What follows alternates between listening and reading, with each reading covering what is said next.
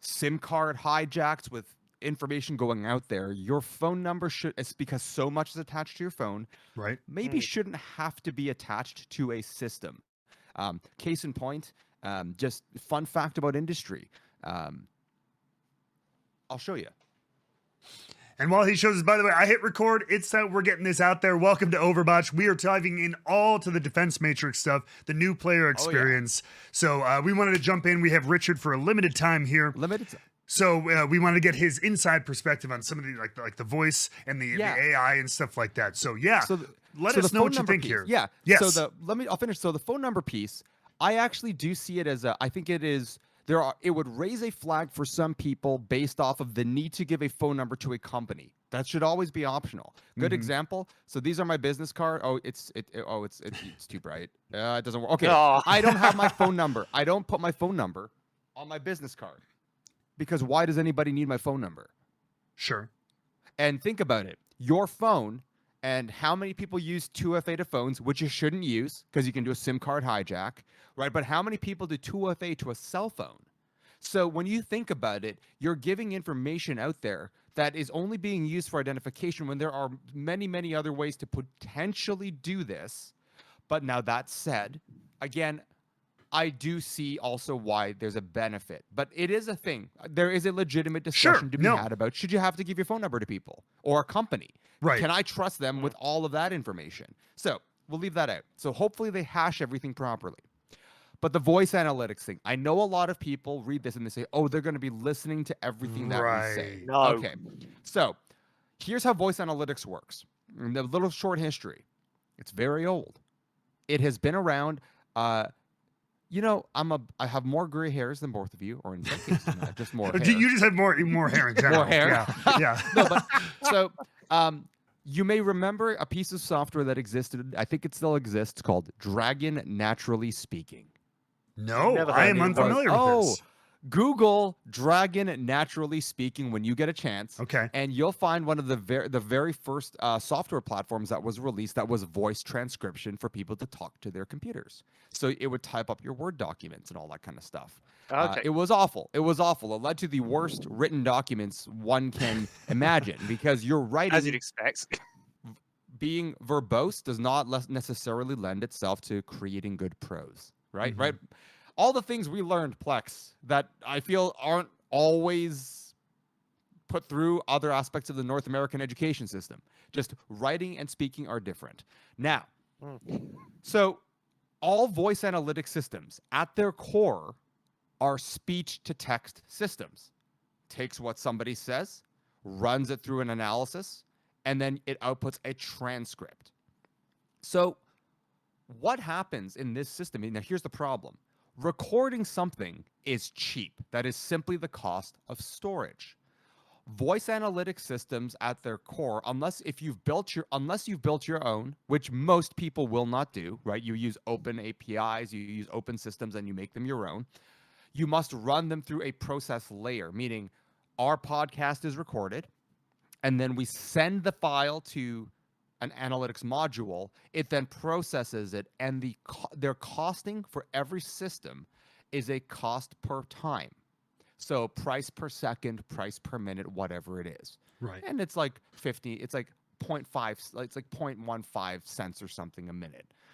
And I know this because I built this system with Agero. So this was the ad analytics platform that I ran, the Agero guys.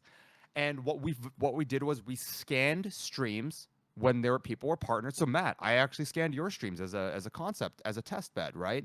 To see when did Matt mention advanced GG, advanced or focus, and I also had a whole list of, I called it the bad word list.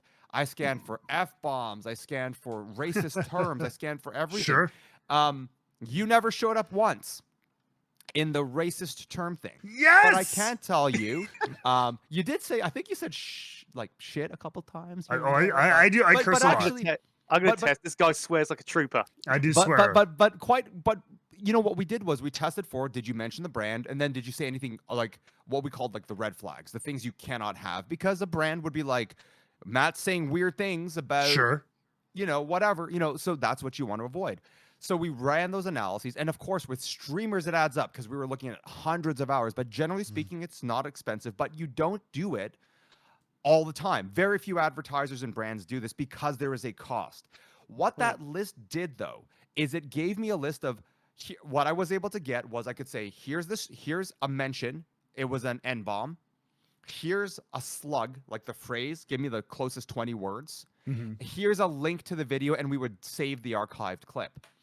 Now, why this was important is that I used to do projects for some companies where they'd say, we want to work with this one big streamer.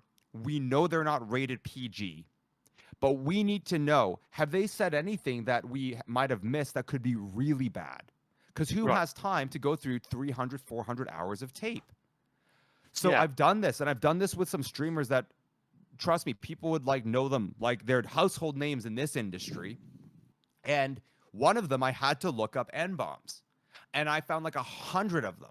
So what I then did was, here was the list. I went to each link because then I had to contextualize it. Because I'm like, I don't care that there's the existence of it, because it could, in this case, I was getting the master output. Sure. So it could have been somebody else saying it, right? So what happened was in this one case, all 100 examples was someone else saying something, because this guy was actually in GTA roleplay mode. So other people, so I was like, this guy's fine.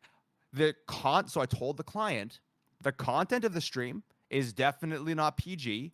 Language will come up. So if a brand or your work does not want to be near this kind of language, it may not be an ideal relationship. But does this person say anything that would go against what you would typically want as your general position? The answer is no. I would give them a thumbs up. I looked up political terms. I looked up people referring to elections. We looked up people referring to, like, using every derogatory term for any group, regardless of who the group was. Like, I used to tell people, I don't like reporting on it because I have to write the list of words out, for the voice analytics system. And as a result, it's like when I write it and you read it, now you say it in your head. So it's like I'm like making you think it, and it's an uncomfortable situation. But that is the gist of these systems. So my hunch is here. What's going to happen is they made a few comments that really stuck out to me. One, they said they're going to hold recordings for 30 days, so make your report fast. The reason for that, it costs money to store data for longer.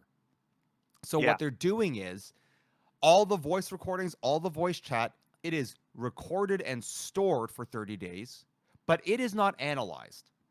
They don't know what it's you're reported. saying. Correct. If they report it based off of the time flag, it will be reviewed. It hits the system, and then it will go through the automatic system.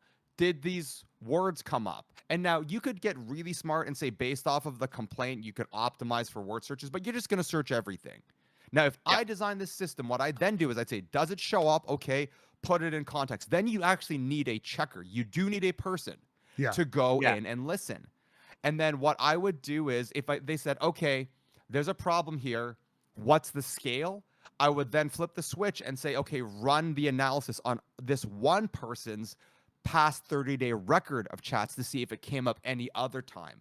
Because then you can determine if it is a one-time thing. You can determine if it is a pattern habitual, or a habit. Yeah. Exactly. That's actually pretty normal. Yeah. This is done almost all the time. From. Yeah, and it's absolutely, unless it's flagged, it's not intrusive. Now, what I was just mentioning to someone in like a Twitter thread is I said, the only challenge here, the one potential like big issue I could see is if they don't include a system to do a verification, if they remove the human element. Because then, if you don't do that, then the streamer that I was reviewing for this huge organization would say there's 100 N-bombs in this guy. Right. He is saying racist things. Yeah. Context like, being the key. It's a basic context. And then I could also hoodwink them because I could get all of you guys into a discussion. It could be internal. You could say something, and then I could flag you, Matt, just to troll you in a group. Right. Now, because my hunch is they're not analyzing the group chat. They're analyzing the individual audio streams.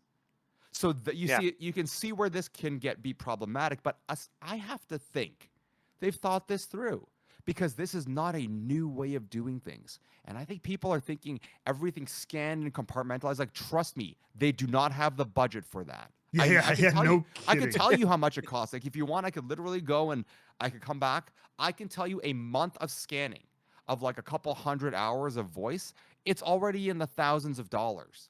Overwatch, like Blizzard would go out of business scanning all of their chats. Yeah. Storing their chats basically costs them nothing. Yeah. And of course, Right. the 30 days is sort of the middle ground of giving enough time for the reports to come through, and we can't Exactly. store it for that long. So, So fun fact, some inside baseball for you. We also kept recordings for 30 days at Ajero. We still do. That's how it works. If I scan you, your stream, Matt, it's available. The full recording is available for 30 days, and then we nuke it. Yeah. And it's because maybe we wanted to look, see if you mentioned, you know, a competitive brand. Are you stepping out on us? Then we can look for it. Sure. Right. But that's how it works, right? It's actually much less intrusive than people think it is. Quite frankly, I don't think people understand that if they are worried about intrusion into text and what can be looked at, I was like, you should probably not use Discord or any Oh my! other I was chat just about to system. say that any You other should social probably media, not use any other Google product. No you should kidding. probably not be on Twitter. If you're at a company, you may not want to use Slack. You know, because certain Slack settings open up your DMs to the sysadmins. I tell this to people all the time. Yeah. If you have something serious and you're at a company and you are worried about something, do not message anybody on Slack. Because some of that data is owned by the company, and depending on how their settings are set up, they can read all your DMs. So you always have to go direct to people. But in this case, I think it actually makes the most sense because the way they've set it up now is I don't think they have an infrastructure to simplify the workflow, which is why so many things get missed. Yep. Yeah. And there's people complaining about, they're worried about, accents and, it's hard to process things. I'm like, what are you people talking about? I was like, does Siri work for you? Yeah. In other countries, like, get the F out of here. Like, this is how ignorant. This is the problem. They're like, it can't possibly work because of accents. I'm like, yes, because Siri and Alexa do not work in the UK at all, right? They don't work in Japan. They don't work in China or Italy. Like, get out of here. Oh, but what if you speak English with an accent? I'm like, trust me, this is like 20-year-old tech. It is much better than what people think it is. Yeah. It's just never turned on because it costs money. So, yeah, it's honestly, I think it's actually one of the, I think it's smart. It belies a good workflow. And I saw that and I'm like, oh, because you know what? That's what I would have done. In fact, I tried to sell that approach to some companies, but they didn't want to do it. Yeah. I mean, I always remember saying that someone told me, it's like, this is when we first got the NHS COVID-19 app. Oh, yeah. So I've got it on my phone. I'm not ashamed to admit that because I'd rather take that extra step to be safe. But I actually remember speaking to someone at the time where people that were there was always this outcry of, invasion of privacy, all the rest of it. And they turned around and said to me, people that are like that mean they've got something to hide, kind of thing. That's in their opinion. I mean, that's one way to think about it. But I always tell folks, I mean, that's what Mark Zuckerberg said as well, too. Privacy is not an issue if you've got nothing to hide. I'm like, yeah, I know. always tell I folks, everybody has what could be constituted as something that is private because you just don't want it to be seen. Like, I mean, sure, I'd be like, would I want to see, Matt coming out of the shower one day? Maybe. I don't know, But you the don't, point is, trust me. maybe I... It's not a pretty sight, yeah. No, but it's more that not everything needs to be on display or as an exhibition. But there is something to be said about there's that fine-tuned balance. And I do understand. Now, all this aside, I do understand where people are coming from. There's a very fine line between does it matter if somebody knows, or why is it any of their business to know? And it's a tension, right? Because I could argue what I have in my pantry has it has no bearing. Do I care if someone knows? Well, I guess not. But should someone be able to know at any moment? I mean, that's kind of weird, isn't it? Right. Like, yeah. Why? Because it has no should they bearing know? on It anything. has no bearing. Yes. Now, And then there will always, and I won't get into, we don't need to get into the societal discourse of what constitutes then the greater good, blah, blah, blah. Because Sure. that gets, Yeah. this is actually the core Yeah. of what affects so much of the discourse around like something like firearms. Yep. In the U.S., you know, and you don't even have to have a position on it to know that you know that's where they're getting after. Like, what business does somebody have to know that? Like, Right. why? Like, do we want to live in a Bentham-esque world of panopticons and things like that to determine what the greatest utility is? Because then who adjudicates the standards for what is Right. okay? But in this particular case, in a case, video game voice exactly. chat where we're trying to keep an eye on Correct. toxicity and abusive behavior, there is a bearing to keep somewhat of a log of voice interactions. Exactly, because we would do the same thing for the typed chat logs. Yep. And if you have an issue with this, then you should have an issue with saved chat logs. Yes. You should have an issue with systems not automatically deleting your chats in Discord and in Twitter. I should be able to delete every message that I send. Yeah. You should be concerned about those things because it is in practice the same thing, but it ultimately comes down to the chat log. If you are okay with chat logs being saved, then you should be okay with the voice chat being saved because it serves the same function within the execution of the instrument. And that's what it is. You know, Matt, you nailed it on the head. I got to run, guys, in about a minute. But Sure. the basic rule for all systems of intelligence in this case is that there must be a very specific use case, a very specific application, and the context in which it is used must be very clearly defined. So if they by chance, and I don't think this will happen, but if they by chance say, oh, yeah, we just process everything, then I would say they're absolutely doing this the wrong way. That is a little bit weird to scan every discussion that comes up. Right. Because I would then want to see in the EULA what that information can be used for. Touché. Right? Because you've got to understand, you are now opening up one of the largest potential libraries of training and trend language that you can then resell to people. That's what I would do. I would want to know every slang, every term, every region, what comes up, and I would feed that back in, and I would sell that back to advertisers so they can speak better and voice the consumer. I could use this to train. That, and that's the thing. That's sort of where I draw a very firm line. But that's why I want to see. So here's what's funny. This will have to show up, and we should definitely look at this when OW2 is released. We should look at the license agreement. We should do that, honestly, on a stream. Okay. I don't know anybody else who would be doing that. I think we should. I think it's a worthwhile thing. It's good. It's good learning for us and everybody, you know, because some things you don't need to be worried about, whereas other things you do, but it comes down to the ability for the company to use it. If they scan everything, there's huge security issues. Maybe people are talking about concerns about politics or, you know, regional issues, and then can that come out, like be utilized against you? We don't know, like, who owns the company. Do they want, like, there's all sorts of things that can happen. And the thing is, when you scan everything openly, gets a little bit weird. But anyway, gentlemen, I do have to run. I did want to just mention that because it happened to me. No, that's super worthwhile. Absolutely. Cool. All right. Take care, guys. We'll see you, buddy. Awesome that Excelsior won a game. I mean, I was a little sure it happened at the cost of Toronto. I'll just leave. I'll in terms of Overwatch news and sort of games. I'll leave you with this. I think Toronto looks a little bit more average. In this first couple games. The other games confused me a lot. They just You're not the only one. But this is like, it's with Orisa coming in. I was like, okay, cool. I like Orisa. It was kind of cool to see that. I think this is going to push Toronto down the standings a little bit, though. The way it's playing out right now, the meta is a little bit weird. You saw like Finale came in now. It wasn't just Hisu and Although as the pair. So I was like, okay, there's definitely some utility coming in. And also, do you remember what I said about Vancouver not being able to utilize their best strengths? And I think we started to see that here. This current setup does not work for them that well. I know they had difficult games, but they couldn't punish the way they could before. So, you know, it's unfortunate. I think New York is now officially out because they lost that one game. So that's a bummer. And Vancouver's definitely out. So. Yeah. Fun times. As our parents. Yeah, and Vegas, well, Vegas, and Vegas the, Eternal, the of course. Vegas Eternal. All right, gentlemen. You take Right. care of yourselves, okay? All right, we'll see you, Richard. Yeah. Okay, see ya. All right, and now I will take a moment here, a little brief tech pause, ladies and gentlemen, to just reshape the cameras here in our broadcast system.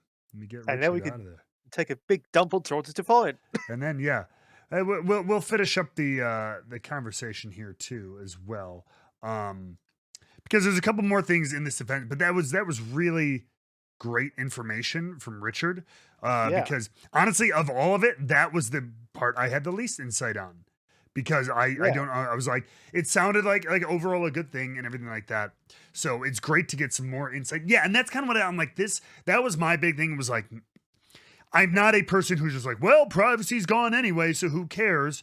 But I do find the absolute irony of people complaining about the text message sign up and this machine learning thing, complaining about it on Twitter, where you have to have your phone number attached to your account, which is usually to a Google Gmail account, which is like, that's all I'm saying. He's right. If you're really worried about this, then you probably shouldn't be on Gmail. You probably shouldn't be on Twitter. You probably shouldn't be on Instagram. And so so people, they pick and choose where they want to be angry about it. Yeah, and it always drives me nuts. And anything that can improve security, I'm all for. Sure. In that regard, because obviously we have the issue with cheaters. Yep. As for example, so let's say that someone's caught cheating in game. Because your phone number is attached to it, you can go, okay, ban this person, and kind of like, I'm assuming it will be like the VPN ban or whatever they call it. It's like your internet, your ISP will be banned as well. Did it? Does it say that? I mean, they can ban your They can ban your number, your account, and associated with that phone number, and then you would have to have a new phone number for a new account. Yeah. Of course, how many people are going to have like 5 different phones? And things like that? Well, and that was originally my idea. I was like, well, it's actually not too, because like I had to sign up with a different phone number for something, because I had already used my phone number once. So I forget which app or company or something, but I needed another phone number to sign up. I think it might have even been Juked, to be fair. I was trying to create a brand account for us, and then I had my own account already. Yeah. So I was like, I don't want to delete my account because I use it on my own too and everything. So I was like, where do I get a second number? And they allows me to use a Google Voice number. So you can get a Google Voice phone number for every Gmail account you have. And of course, Gmail accounts are free. So for as many Gmail accounts as you can make, you can get technically a quote unquote phone number that will register with any website, app, etc. Right.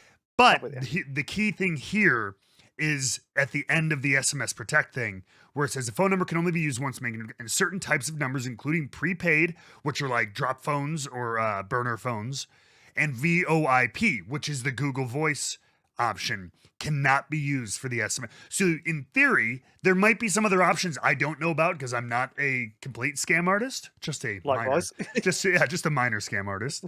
But so there might be some really black market things to do, but in theory, you will have to have a new, AT&T account or whatever, or, Vodafone account or whatever you have where you are, you'll have to have a new account and number to sign up again, which makes it a lot harder as opposed to just, I'm going to sign up for a new Yahoo email, new account. Here we go. Let's go. Yeah. Exactly. This is something that needs to come in, obviously, with Overwatch 2 being free to play as well, on top of that.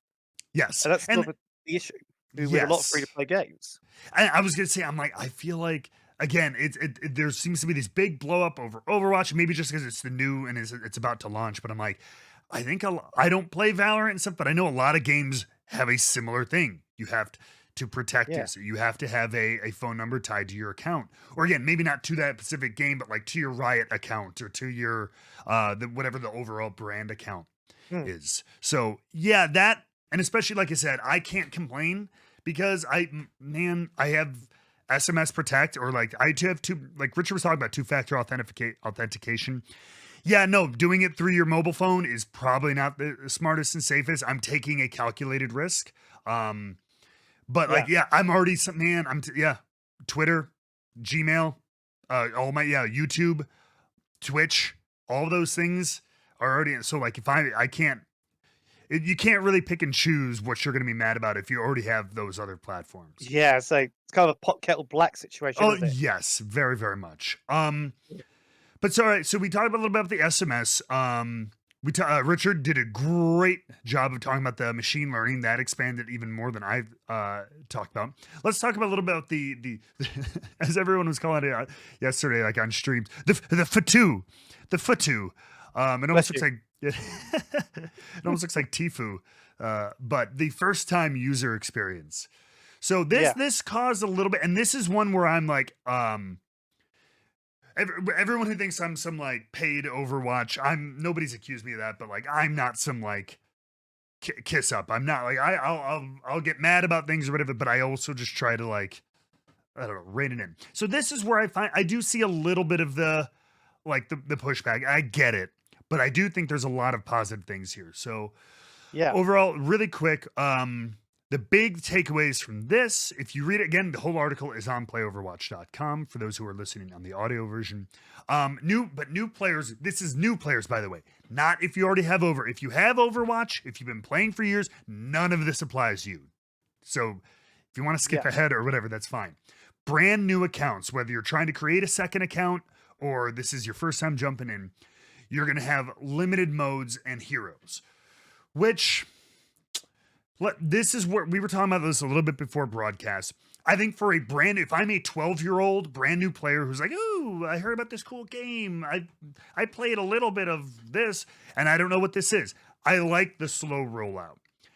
Yeah. And because again, before we break it down, basically over the course of it says approximately, so it's not exact, 100 matches, you'll unlock all the original heroes and all the original modes, all your classic Overwatch modes. Over 100 matches, and these are quick play matches, by the way. So remember, these can be anywhere from 8 to 12 minutes.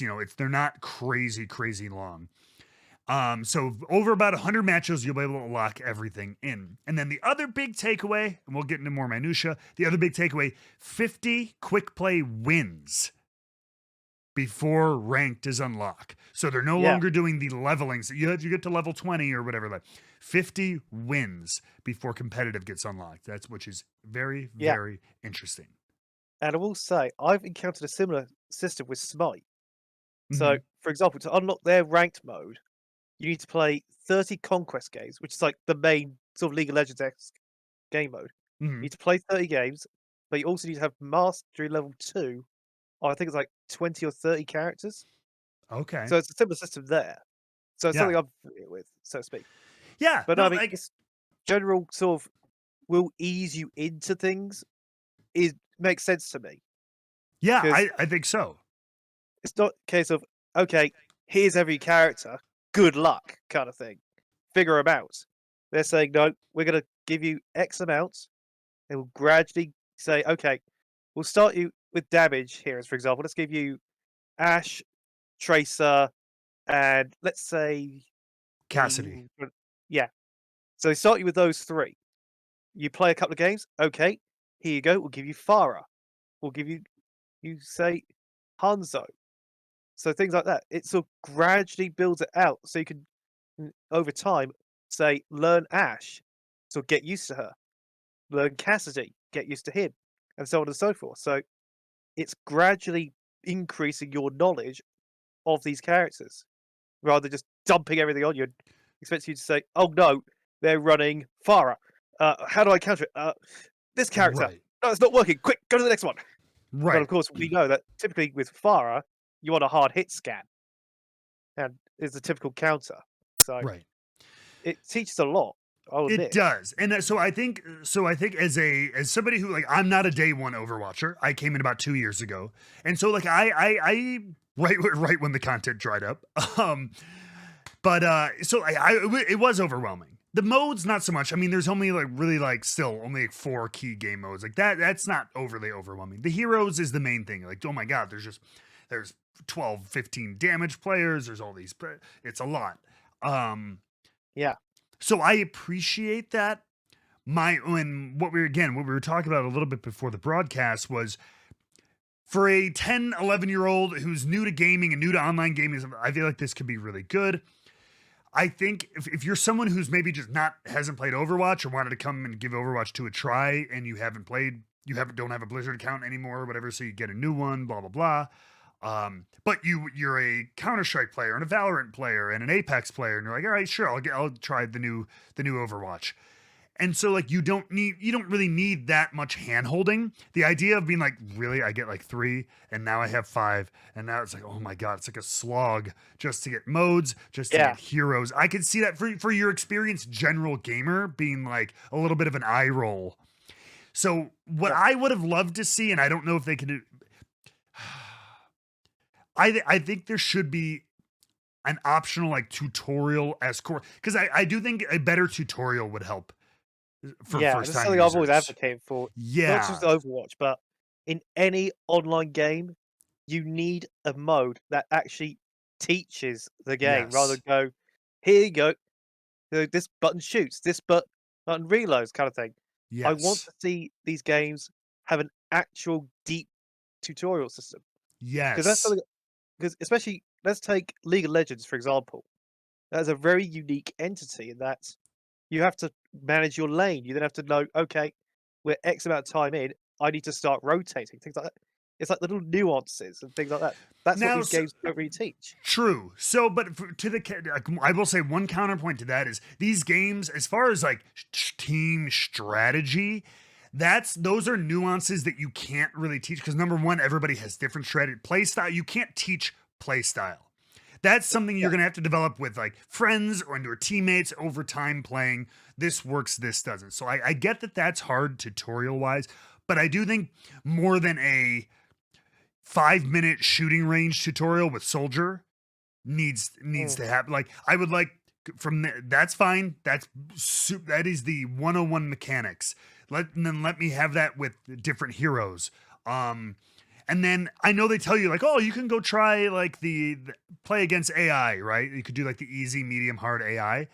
I did that for a little while, but it's like that should be like a full big tutorial. Like you go from the shooting range, you try like 1 or 2 there, you go into an actual like a training mode, not just like shoot the target. Okay, that's how your gun works. Let's move on. Like, I mean, like, all right, robots, boom, boom, boom, a little aim trainer kind of thing.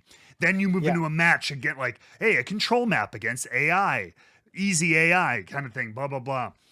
A little bit, like you said, more in depth. But I do think to a degree it should be optional for your returning or experienced just competitive game players who don't necessarily need to do that or can pick it up much faster. So I see that idea. I see the idea overall being a welcome addition. The fact that it's absolutely locked for the at least for the heroes and the modes. Now the 50 wins, I love that for ranked. Yeah. I love that. Work for it kind of thing. And that is a big, in addition to the phone number thing, that almost maybe even more than the phone number thing, is a big, not huge, because you don't want to inconvenience your regular players, but that is a big deterrent to Smurfs. The idea that you can't just go click, click, click, new email, here we go. All right, now I'm jumping right into ranked. Watch my 0-2 Grandmaster on Hog. It's like, as much as those are kind of can be entertaining YouTube videos, like, holy crap, we don't need another Grandmaster player jumping into bronze and just stomping on people. And if you have to make them fight through 50 quick play games, it might be like, it's not worth it. I'll just go to my main or 2 main accounts or whatever and just stick with those. Yeah, but what's also interesting, because I'm not sure if it's in this article specifically, but also they're using it as a way to deter toxic people and things like that. It's like, like you can actually, so you get your 50 wins, but what if during those 50 wins you start getting abusive, things like that? So it's almost like they've put a safety net in as almost like a trial period. Think of it like a probation period with a new job. Yeah. It's like you work there for about, let's say 3 months, so 12 weeks, say. You work at that job for 12 weeks. If they spot something that they don't like, you're out the door. Or at least you're more likely to be out the door. And I can see a similar thing happening here where they go, okay, you need your 50 competitive wins plus 100 games in general to unlock all the start stuff. So it makes the players work for Yeah. what they want, but also from the devs' perspective, allows them to go, okay, hey, how's everybody doing? And if player A gets a bunch of reports during this quote trial period, we can go, okay, we've caught him before he even touches ranked. So Well, that's sure. another. Yeah, I mean, yeah. That'll cover it. Yeah, the whole reporting thing and the voice analytics, all that applies to every aspect of the game, not just ranked. So yeah, I mean, obviously, yeah. And anytime anybody gets too abusive, gets enough reports, in theory, they'll be gone. So, but I like the idea that it's you can't just like, oh, I'm just gonna. If you want to play ranked, they want it to be competitive. You want it to be everybody to be competitive and like try to win. So like you can't have someone just come in and throw 50 games and it's like, all right, I'm just gonna go sit outside of spawn for 50 Yeah, just games. move my mouse every so often to make sure I don't leave. Yeah, exactly. So you have to, again, it's quick play, so it's easier. It's half matches, or I assume that's still how it'll work in Overwatch 2. Is it's just like the one round. So, but you have to try a little bit, and so it helps you. Again, that's also for new players. Like it helps you learn how to win matches. You know what I mean? Like, Yeah. and so to show like, hey, I really care about winning. I really care about working with my team. Now I'm ready for a competitive experience. Yeah, and So keep in mind, on top of that, we're also getting the new challenge system as well. So I've said before how I would love to see challenges tailored to certain ways of teaching the games. sure. Like, for example, play X hero a number of times. For example, that's one thing. But have it say, okay, you need to be on the payload for cumulative time. Time that actually teaches you, okay, this is how the payload moves. This is how we win the game. So it's challenges like that where I still they'll hate that actually help challenge. teach the game. I hate that But challenge. yeah, but you see what I mean though. It's like I do. Just like don't do that you one can because tailor then you're gonna say get some you can asshole who tailor just sits on the cart. You're gonna have 5 assholes who sit on the cart because they're doing their challenge. And it's like, guys, we have to go fight over here. No, I'm getting my 2-minute challenge. no, what I'm saying is that it doesn't have to be one go. Like I said before on a No, previous I know, but come on, Plex. yeah. You know players. They're just gonna. I'm just gonna sit here. It's like that's why like I always worry a little bit of like headshot challenge. I'm just gonna sit in the back. It's like I'm just waiting for my headshots. Then I'm gonna quit the game so I can get my challenge or whatever. There's Yeah. gonna be little like things like that.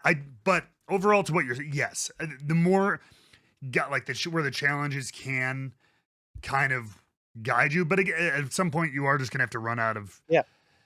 Because also the other thing is like new players are going to be joining all the time. So this week's challenges are going to be teaching challenges, and then next week's aren't, or like Well, they always that's one are, thing or a lot of games I've experienced, yes, I'm not entirely sure if this is the thing, but they are unique to you, sort of thing. So not like so there's a pool of let's say 10 challenges, and you'll get 3 of them at random from that pool. oh really? So that's my experience from Yu-Gi-Oh! Master Duel I think and it Smite. depends. I think it depends because I remember like Halo, for example, everybody had the same ones. Like the weekly challenges are the weekly challenges for the Yeah. entire player base. So I'm not So entirely sure if that's the same, but yeah, I don't know. that's I don't know. I'm It'll very be interesting to see here. We'll have to. That'll be another thing we can do. We'll compare and contrast our challenges, our weekly and dailies with each other as the days go yeah, on. That'll actually be interesting. I would be curious because that would be kind of cool if everyone had different ones.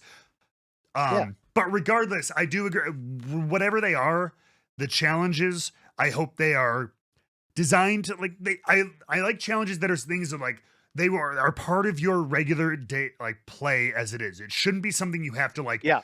grind and like again, that's why you can't have like 100 headshots because then you're gonna have it's so many that people are just about. I just have to sit Mm. here and try to farm them. Or have the option to re-roll them like once a week or something like that. Because that's what I have in Smite. Like there's a Sure. challenge there where you have to party up. So I'm like, that's an instant re-roll for me Yeah. because Yes. how Reset long am I gonna have challenges for time to play? sure. For sure. Yeah. But like something like not even 5, but like 5 environmental kills over the course of a week. That should be doable. You Yeah, could do that you could do that in several games just during regular play. You don't have to sit there and be like boop boop boop boop boop. You know what I mean? yeah. Not Hopefully all of it's us believe things. J Gong. Hey, that's no kidding, right? But moving on, the next big thing is endorsements.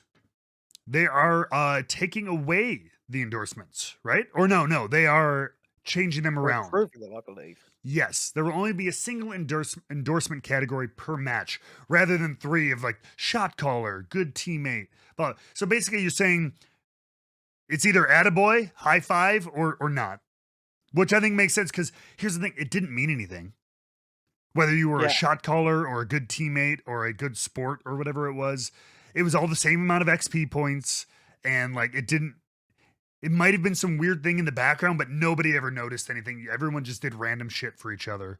So just having an attaboy or an way to go kind of thing, like cheers, a cheers button, basically. Cheers, guys. Click, I believe click. it's only for 1 player now as opposed to 3. And you can only do it to your own team.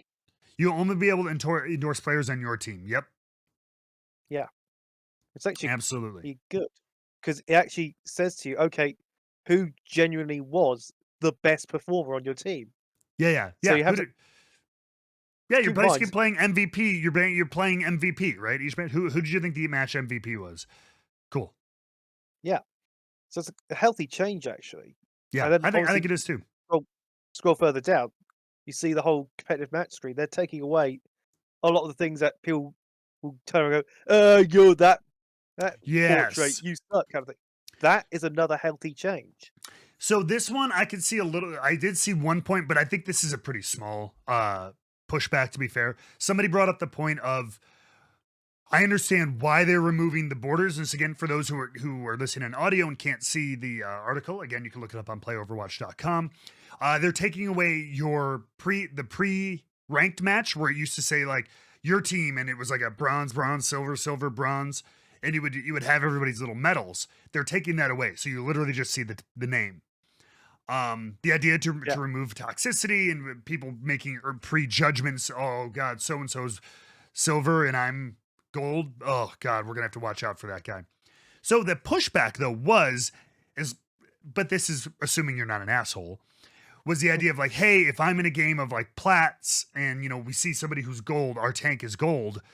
All right, I need to prioritize our tank because they might not be as up to snuff as some of us. So like if I'm on support, I might need to prioritize my tank as opposed to, said DPS player. So I can see where it does give you a little bit of like context of like, all right, where do I need to turn my attention? Yeah. Who do we need to maybe lift up or stuff like that. I think that is a small case scenario. I think that's probably not as important as combating jerks and I was gonna say in chat. A lot of these changes are trying to find the middle ground between a healthy environment and catching those that are basically the jerks. Right. So trying to separate the babyface from heels. And which has been something this is what I love too. That when people are losing their minds, haven't I seen for years people being like, oh my God, all the toxicity, all like the racism, the sexism coming through. And this is in a lot of games, to be fair, but Overwatch in particular, it's been a kind of very archaic system for a lot of things. So yeah, here we are. We're giving you multiple ways to combat these people. And then you're like, oh, this is so stupid. It's like, oh my God, we're giving you what you want. It's kind of like with wrestling in a way that the fans always cry out, oh, push this guy, sort of thing. So the company goes, okay, we'll give them a little push to the main event scene. Oh, he's boring now. He's boring now. He's a company guy. Shoved down our throats. No disrespect to any of the men and women that wrestle and all the rest, because I could never do it. And I'm sure you can appreciate this, Matt, because obviously his social media is like, push X wrestler. Oh, yeah. And oh, that guy should have won. And oh, she deserved that title shot. And it's just so fickle. But oh yeah, there's a lot of crazy. Oh my God, all these kind of push a young person, push a new guy, make a new star. Okay, so they strap the rocket to some new young guy. Oh, but not that one. Yeah, it's like we want new faces. All right, here's a new face. No, not that guy. What? The number of times I've heard people say push Claudio, artist formerly known as Cesaro. Mm-hmm. The number of times I heard people like, push him, and then all of a sudden he gets the push, and people are like, ugh. But wait, what about this guy? Okay, he's cool, but what about this other guy? It's like, oh my God. Yeah. Basically, people can't be happy. Yeah. Yeah. But no, overall, these changes will benefit the game long term. I think so too. This is a good, and again, with this being a live service game, they're not just shoving this out, they're shipping this and it's gone. These systems and everything can be updated. If it's not working as efficiently as originally intended and everything, we can update this. They can change this. They can adapt the ping system. They can change the pre-competitive match screen. If the community, by and large, everyone's like, hey, we want to see the ranks back. They can change that. But overall, this is a really good start to addressing a lot of issues. I would say this to everyone who's listening or potentially has concerns. Wait until the end of season 1. Because by then there'll be enough game time, there'll be enough players going. All this data that they can look at and go, okay, this is what people are saying works, this is what people are saying doesn't work. We'll make these changes for season 2, and so on and so forth. So play through season 1, they make the changes. Season 2, you see something wrong, just literally the simplest thing you could do is make sure that you go through the proper channels, of course, and let the devs know what you think doesn't work. And if enough people who make the same report, they can then go, okay, people are not liking this change. Let's see what we can do to adjust it. Yep. Like I Absolutely. said, go through the proper channels. Don't just go and abuse a social media person. Oh, yeah. Just saying at play Overwatch, F you, is not going to really get anything done. That's true. Before we wrap this up, the last couple things I mentioned, the ping system, which we've already talked about in the beta and everything. There's a ping system, guys. So it's cool. So you can tell people where to attack, so you don't have to be in voice chat. Great addition. I think every competitive game needs one of those. Looking at you, Destiny. So the other thing they did was the removal of general chat. Which, if you don't know, when I first lost my mind or heard this, I was like, wait, I thought it was the orange chat. And so I was like, oh, it's sometimes I like, kind of chatting back and forth with the other team and everything. No, that's game chat. That was my mistake. General chat is the white chat you usually see when you first log into the home screen. And there's people talking about usually pornographic things or plugging their Twitch channel or something like that. Or it is saying totally, what time settings are. Yeah, it's totally superfluous. It literally served no purpose. So it's a nothing feature. It's a nothing feed other than nothingness on toast filled with nothingness. For me on console, I barely saw anything typed there as well. Yeah. So, I see stuff but it's all weird and it's potentially offensive, awkwardly sexual stuff. People are just trying to shock each other with stick this in your whatever. It serves no benefit. And obviously, from a content creator's perspective, it could potentially get them in trouble. I mean, it's usually that stuff can be avoided because one, it's also very, very small in the corner of the screen. But it's if you again, you have a very clean thing, and then just people just type weird stuff in chat. You can't control all that. It can happen in game 2, but it's I think that's a good easy move. But so those are the big changes, guys, coming through. Don't want to totally belabor this entire show with it. We are going to get into the league now.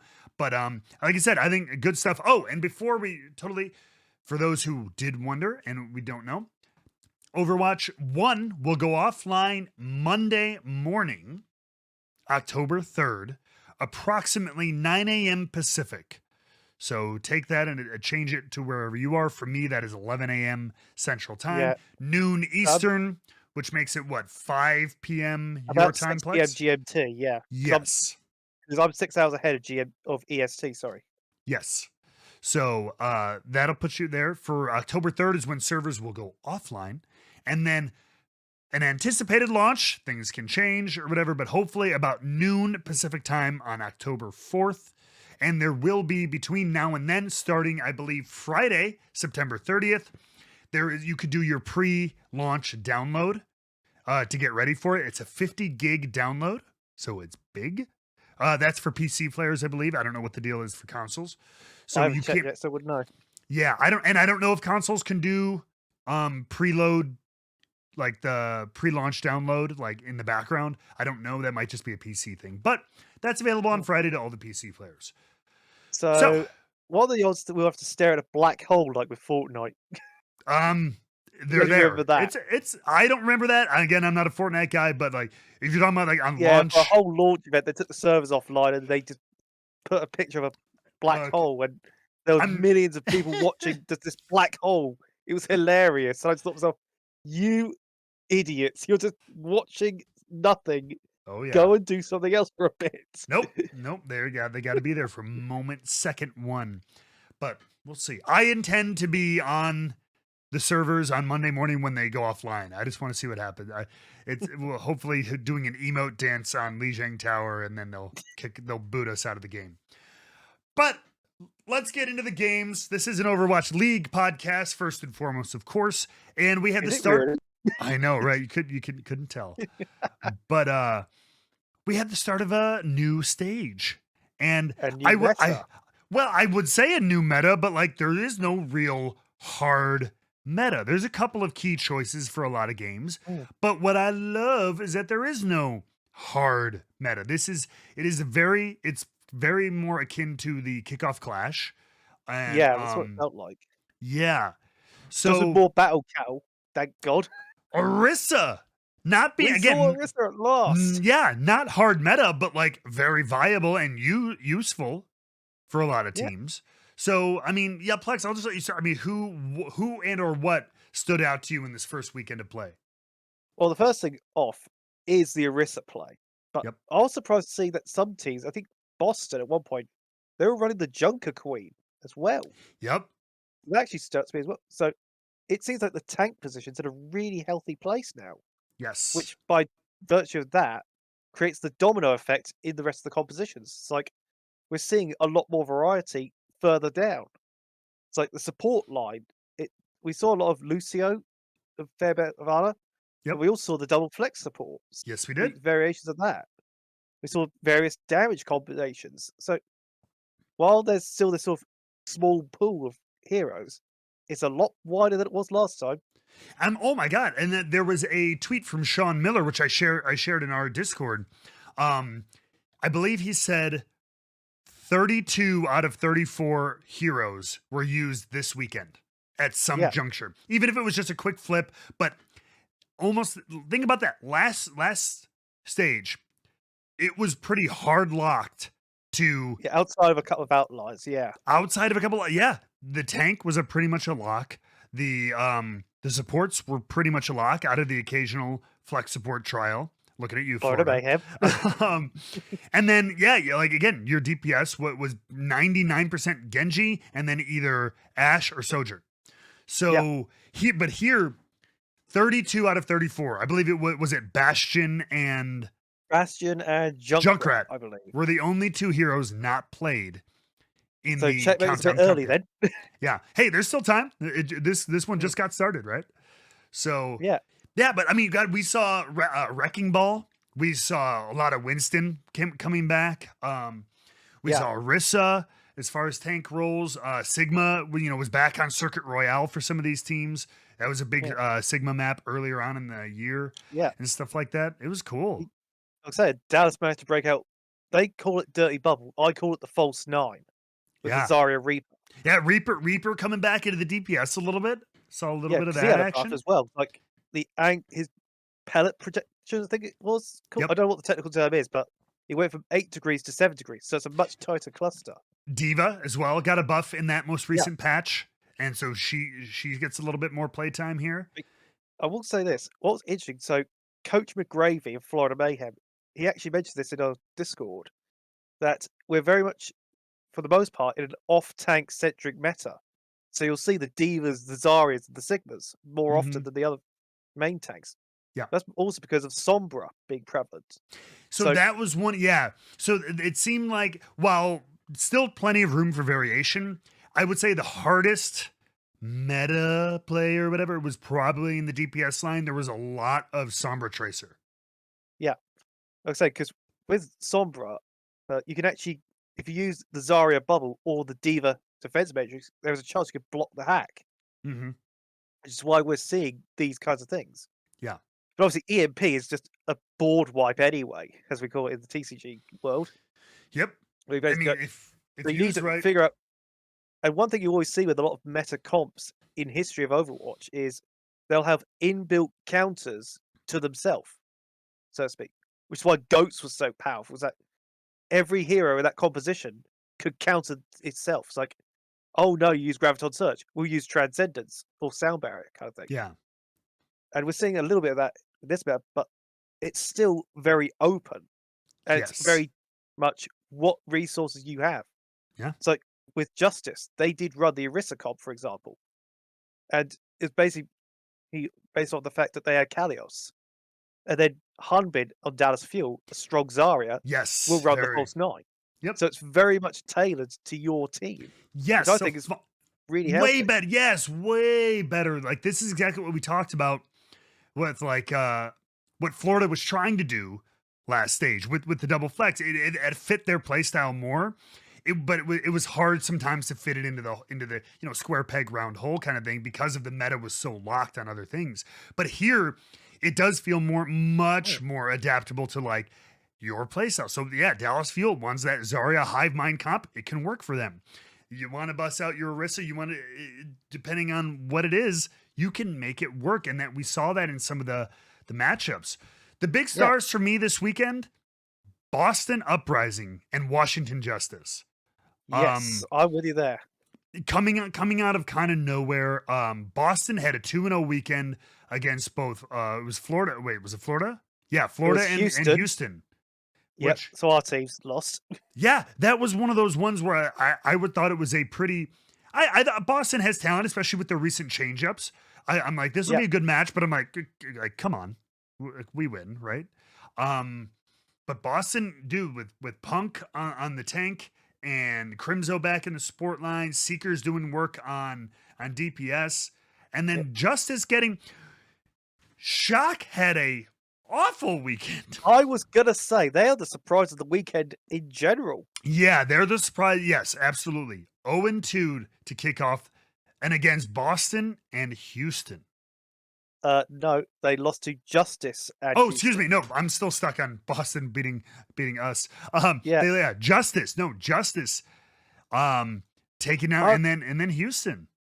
What really bugged me, especially against the Justice, they were at times hard locking Wrecking Ball when they knew there was a Sombra on the other side. Which and huge I was saying counter. Even Mayhem called Wrecking Ball loses to Sombra all the time. It's like, and this is coming from a Sombra player as well. It's like, oh, Wrecking Ball, goodbye. So I would have preferred, if they were going to run a main tank, run the Winston, because then you could drop the bubble to block the hack. Yep. And it just drove me nuts. And this is on their push map, New Queen Street, all the time was Wrecking Ball. I mean, eventually they just brute forced it, and it worked in the end, but I don't know. No, I agree with that. Yeah, like and then that was not a super wise pick on that, especially to hard lock it like that. It's like, come on, especially in this meta where you have freedom, man. Like you're not stuck. This isn't a Wrecking Ball meta. You can do other things. And one thing I will give credit to Houston. So my biggest concern about Houston was how would they work without Dante in the tank position. But Dante, to his credit, picked up the D.Va, and he did not look out of place. No, he did. And I think they said it in the commentary that at times he's playing almost like a tracer. Yeah. Well, I mean, Dante's a very good tracer player, obviously. That's one of his primary DPS heroes. So he has that ability. And he does understand. We've talked about this with other players who had, especially with like the players who moved over to main support last stage, some of the DPS players. Dante was an off-tank player for a while. He was a big Zarya player and stuff. So he does have that background. I would say, because damage players in 2018 would flex over to be the extra tank at times. Yeah. So I remember Logix at times would play Zarya in a triple tank Junkrat comp for Mayhem. So I know a lot of the DPS players would be the Zarya often for those tank lines. So, but no, to see, so like I knew it's like, okay, he could bust out the Junker. We know he could do the Doom, but I didn't, he could bust out the D.Va. He could probably bust out the Zarya too. And especially here, let's talk about Houston a little bit. Okay. Let's talk about Houston. Your team. Let's go. Yeah. Let's talk. Let's get it out of the way. their DPS line is pretty stellar. I think in any situation, I think they can. Pelican is awesome. Merit is a hell of a hit scan. Not always perfect, but I just think it's a very, very, very strong DPS duo. So I think there's not much worry there. The support line, Lastro, great. Creative, I thought was pretty damn good for his first weekend playing for Houston. Yeah, keep in mind he was also, I believe, speak another language as well. Yes. So he'd always been on Seoul Dynasty. Yep. Full Korean roster. Full Korean, so he had to be mixed. Yep. So I'm not sure if they had to adapt to English for the other players, but that's not something or any of us know, is it? Right, for 100% sure. But adapting pretty well. Again, just first games, and like you said, probably some communication challenges. Lep, didn't see a ton of him, but he's been getting better. He had some rough starts in the last stage, but he's been getting better. And so the big thing is our tank line, and is the Houston tank line. And we had seen Doge for one game in the Junker Queen meta early on, and then over to Dante. And we saw him play again. Now we're back to main tanks. That's kind of what Doge was brought on for. But man, in that Boston game, it was a little bit of feed city from Doge. I don't know. Yeah, I saw similar issues when they had Piggy, in that the team almost looks lost when Dante isn't in that tank position. Yeah, and I don't know if it's a leadership thing, stuff like that, right? Yeah, you kind of see a similar thing about Fate in Shanghai Dragons, in that there seems to be something about them in the game that the players know what to do, kind of thing. Right. It's like think of it like with NFL. You're used to a certain quarterback and receiver, but if you take the quarterback out, put a new guy in, the receiver's got to go, okay, I've got to figure out their tendencies and try and get used to that. Right. So it could be something like that sort of thing. But I don't know. No, unless the Houston Outlaws come out and say something about it, it just seems like on the eye test, they don't seem to know how to play without Dante. Yeah, I have a feeling, and this is literally based off nothing. I have no insider information. All this stuff. Okay, so yeah, you're a content creator for you. But I don't talk to the team, like the actual team regularly. I talk to some social media people. That's pretty much all I talk to. But I have a feeling, just based on seniority and all the things, Dante's probably got to be one of their, if not their main, shot caller, the one who's kind of helping people. All right, we move in now. Let's hold back. Let's disengage. 3, 2, 1. Let's go. I feel like he's that lead on the team, and if he's out of the game, I agree with you. I think there's probably a little bit of a loss of synergy in that department. But I thought it was gonna be a rough start. Especially after that loss to Boston, I was like, well, for surely we're going to lose to San Francisco. But then some of those plays you talked about from San Francisco came in, and we're still sitting at a pretty solid number 4. So I'm happy with that for the regular season. And I think when you look at Boston and Washington Justice, they're the two teams that have more to play for than the others, because a lot of the other teams, aside from the top 3 in NA, and you can say a similar thing about APAC with Shanghai and Seoul. A lot of these teams are playing to stay in that playing bracket. Yes. It's like Boston and Washington, like we said, when we discussed last week, they are on the lip. So they're going to potentially be knocked out by your Vancouver Titans, your Boston, by your New York Excelsiors. But, I mean, well, we flipped over to the regular season rankings. These diffs. When we go from number 10 to number 11, these map diffs are immense. We are at from negative 10 map diff to a negative 30, triple the negative map diff between Boston and New York. So, like Richard said right before he left, it's a pretty far stretch for even go their way big time. New York would have to. Yeah, I think even if they went perfect, I don't think they wouldn't make it in this stage. Even if they went perfect, it's wouldn't that make classic it. case of you need the other teams to drop points to get your shot, kind of thing. Yeah, And like you'd have to have Boston lose everything, which they probably won't do. Washington would have to lose everything. Even like Florida would have to lose everything. But all of these things, and I still don't know. Again, I'm not a math guy with standings, but I would have to imagine it would be some pretty insurmountable odds for New York to make it into the play-ins. Yeah, and of course we all know Paris. Well, Las Vegas are out. Oh my god! Which is a shame. Pack yourself up. Get ready for the desert, kids. That's it. It's a shame though because that is a really talented roster. It's just that Mm-hmm. I don't know what it is. They just got to they got to find their groove, man. You know what I mean? Individually talented players, but not everything is the sum of your parts, right? Because what little I do know about contenders, I know that Rack Attack and Lucamino are a pretty good support line. Yep, absolutely. Other big takeaways being, I'm trying to think. I'm just kind of looking over. Gladiators seem to be back in form. Yep. Like kind of like what we expected to be. Atlanta showed up again. Yep. Seeing them kind of back, as it were. Yep. The other big, again, we talk mainly about NA, and I apologize to any APAC listeners. There's good one time zones, except Plex has got the good time zones for APAC, but also all our home teams are pretty much all NA. Yeah. But the big news coming out of APAC is Shanghai had a rough weekend. Yeah, I was watching that game and I thought to myself, what is it?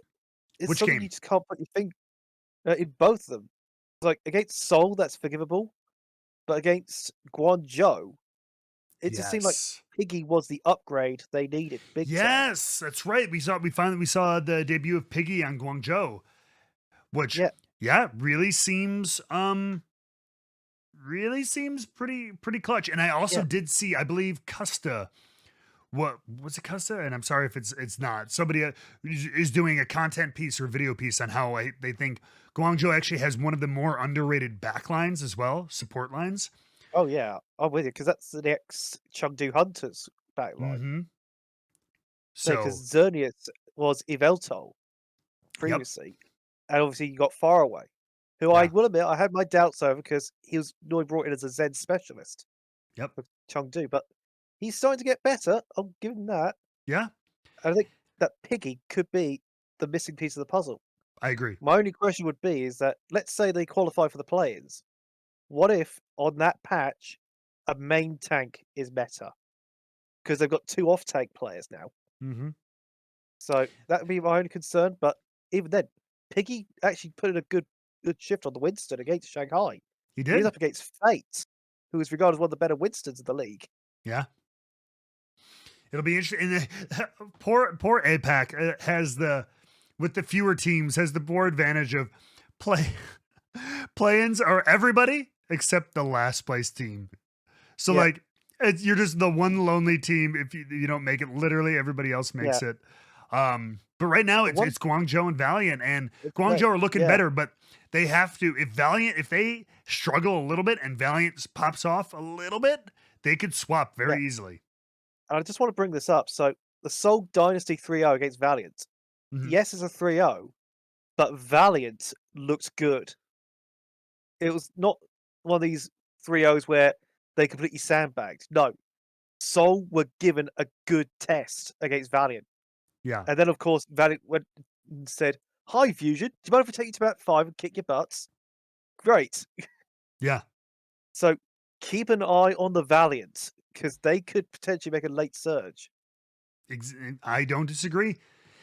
They have that possibility, especially again, they're pretty even map diff here. Guangzhou 7-6, Valiant's 5-5, or excuse me, 5-15, 6-14. It's not a huge difference between them. There's not a huge differential between them. So there is between that and then 5th, 4th, 3rd. It's pretty significant difference, but those two are going to be jockeying for that position 100% to make those play-ins.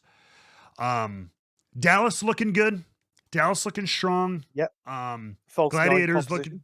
Yep. Gladiators looking strong. Atlanta roaring back. Toronto, like Richard said, struggling a little bit. a little bit. So it looks like New York have found their groove against them.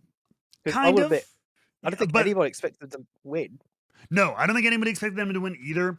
They then did get 3-0'd by Atlanta. So Yeah. it's not like they're on some like huge explosive streak, but they're there. They're there. Washington showing some teeth. Again, they got stomped by Dallas a little bit, but again, taking down San Francisco. I'm very curious to see how San Francisco rights the ship. Yeah. That's my big thing. Is like if they can, if this is a struggle meta for them, or also is this how much of this is a classic? We've seen people talk about this online. We saw it a little bit last year too. Teams that are locked for playoffs, do we pull back? Do you pull back on scrims? You pull back on training for this final Yeah. stage to rest up for playoffs?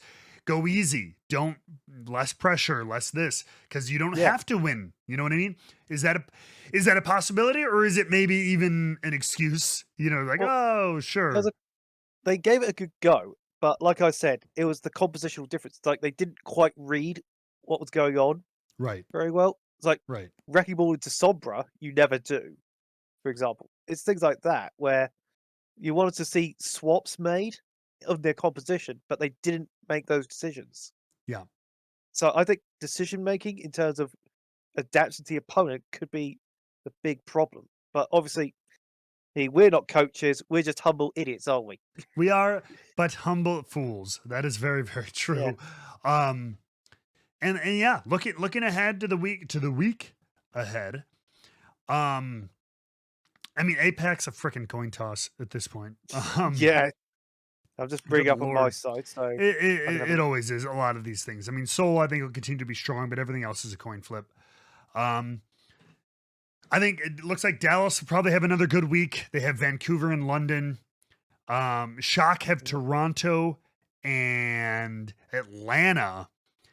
And I mean, if San Francisco suffers the same issue and Toronto can pick up the pieces, that could be, I mean, God, if Washington can win, I think Toronto can win. And then Atlanta is very strong when they pull it together. That could be that could easily, I don't know if I want to say easily, but very realistically be another 0-2 weekend for Shock. Yeah, I mean, I'm looking at the matches myself, and the ones I'm looking at are London Spitfire versus Gladiators, because Mhm. Spitfire are very competitive no matter what. Sure. Whether they win or lose, they give you a game. It's like you've been in the war with them, so to You're speak. damn right. So Seoul Dynasty versus Guangzhou could be interesting because we've seen the upgrade with Piggy. Yep. They are looking like they're firing on all cylinders. So can they give Dynasty, even if they don't win, can they make it competitive? Yep. I think that's my big thought on that match. Continuing to scroll through, Justice versus Atlanta could be a good one because you got Justice on the uptick, and Atlanta, you never know with them. They have the high highs, they have the low lows. It's a case of which Atlanta will show up against which Justice, Right. so to speak, because both teams are that kind of problem. It's a very toss, and like not coin toss, but is minus a couple of key teams. It's a bit of a toss up meta here. I'd say, and Hanjo Spark, I'm not too sure why they signed Teru and Neko to contracts, but Because they just have to have 8 billion players on at all times. yeah, well, there's that because Neko was a coach for them this season, and Teru has only just started learning the support role, I believe. Yeah. So it makes you wonder what about Irony and Superish they didn't like because they looked fine to me. I thought so too. Yeah, apparently, like they need to have the league maximum at all times, or else they lose the ability to be in sunlight or something. I don't know. Like the reason that I've heard is that they want to make competition for places. Then why don't you do that at the start of the season? yeah, I don't know. I thought about that too. That makes it weird for me. It is very strange on that part. I'm like, Like I said, there's nothing wrong with those two. They were doing really well. And when I saw Neko and Teru, they just seemed you saw Gooshway and but not. It just seemed like there was a desync. Yeah, agreed. Between them. It's like you get used to your support line, like you know how Ari and Super Rich operate. Yes. So Goucher goes in, I can rely on my supports. It just seems like there's a desync between I want to do X from this team, and the support line goes, no, we want to do Y. It's like they're not singing off the same song sheet, as it were. No, I agree with that. And I'm just noticing, do both Houston and Florida have the full weekend off? I believe they do. I believe so. Oh my goodness! So they get more time. We can put our feet up. Yeah, And we watch can. Richard suffer. Yeah, we can just watch the chaos ensue. I love it. I love Watch it. Toronto lose to Vancouver on the last game of the week. Oh That'll my be god, hilarious. that's right. Oh, Toronto. Oh my god, what an absolute shit show that would be. Okay, genuine question. Have you seen enough for Vancouver to beat Toronto? No. It would be funny, but I'm not too sure. I don't realistically expect it, but it would be for the memes. Vancouver, do it for the memes. Do it for the memes. Do it for the breadsticks. Give us Come your on. predictions in the comment sections. Sure. Give Yes, us your please. predictions Anybody. for Toronto versus Vancouver. Yes, I want. And be honest. I don't want it to be like memes. I want you to look at it honestly and sort of from a neutral standpoint. I want memes. I want memes, ladies and Of course gentlemen. you do. Tweet, comment with your honest prediction. Tweet me with your memes, your meme predictions. Okay, at Drama King Matt. Tweet me with your memes. I want your memes. Meme me up, daddy. Give it all of it. Give me all of it. But whatever happens in those games, ladies and gentlemen, we will be back here to break it all down as we head towards playoffs, grand finals, which will be live in front of human beings, at least for the last 2 days, which is very, very cool to see. So until next time,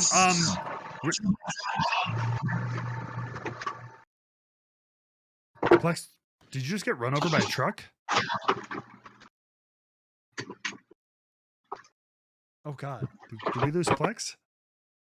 No, still here. Oh, did you just get run over by a truck? No, my cable came out. That's all. Oh, I was like, oh my God, there's things. But yeah, no. So for Richard, the great root bear, the great voice analytic bear who was able to join us, he's super busy. Go check him out. His company Atmos is doing some really cool stuff with a new interactive gaming space, as well as a comic book and a bunch of really cool things. So check him out, Great Root Bear, and as well as Plexomatic over here from all the way across the pond. And I, of course, am Drama King Matt. Hit a like, hit a subscribe, leave comments down below, everybody. We really appreciate that. It helps us, helps with the algorithms and all those lovely things. And until next time, take care of yourselves, and we'll see you on the next one. Bye.